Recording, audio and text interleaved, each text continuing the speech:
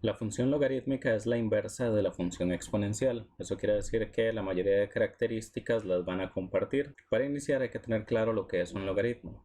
Si ustedes tienen una expresión exponencial, por ejemplo, a a la x es igual a m y se necesita despejar la x, sería de la siguiente manera. Se tomaría la base, que es a, y se escribiría logaritmo, que esto es un símbolo, no son letras por aparte, en base a, que es la misma base que teníamos en la exponencial.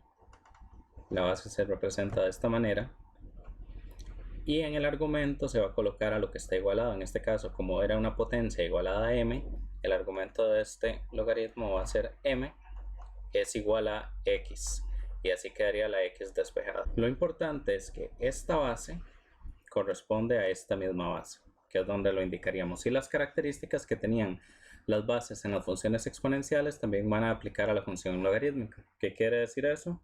Que en una exponencial, si ustedes tenían y es igual a 2 a la x, sabían que era una función creciente porque la base era un 2.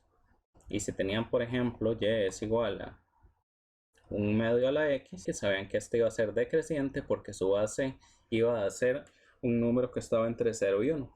Lo mismo va a aplicar si ya tienen una función, en este caso logarítmica, nada más que la base se va a ubicar en esta posición.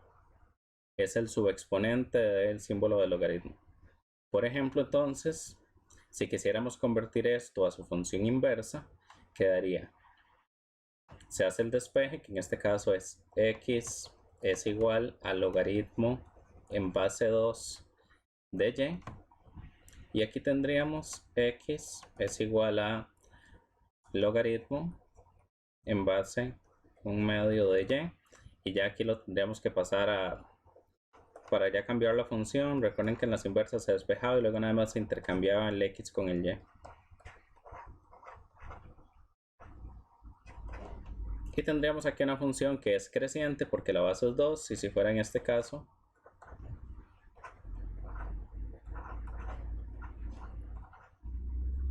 sería decreciente porque la base es 1/2. Va a aplicar de la misma forma. Si tenemos una función exponencial que la vamos a llamar, por ejemplo, f de x, y va a ser igual al logaritmo en base a de x, cuando a es un número mayor que 1, va a ser una función creciente. Y esta vez ya no va a ser asíntota al eje x. Las funciones logarítmicas, como son las inversas de la función exponencial, son asíntotas más bien al eje y. Y esta sería una creciente porque a sería mayor que 1. Entonces va a intersecar normalmente en el punto 1,0 y tiene aproximadamente esta forma. Va a ser asíntota al eje y. ¿Qué quiere decir eso? Que se va acercando cada vez más hacia el eje y, en este caso negativo, y nunca se va a cruzar. Este sería el caso de la que es creciente. Y cuando a es un número que se encuentra entre 0 y 1, sería un caso de una función decreciente, teniendo una forma como esta. En ambas, el dominio corresponde a los números reales positivos, que eso es del 0 abierto hasta el infinito positivo, que es lo mismo que escribir los números reales positivos. Si es decreciente, eso no va a variar. Sería entonces igual de 0 al infinito positivo, o si lo prefieren, anotar los números reales positivos, es lo mismo. El ámbito sería de infinito a infinito, eso sería lo mismo que anotar los números reales, o si quieren de infinito negativo a infinito positivo. La intersección con el eje x usualmente es 1,0, cualquiera de los dos, no importa si es creciente o decreciente. Y la intersección con el eje y normalmente no va a tener porque es asíntota al eje.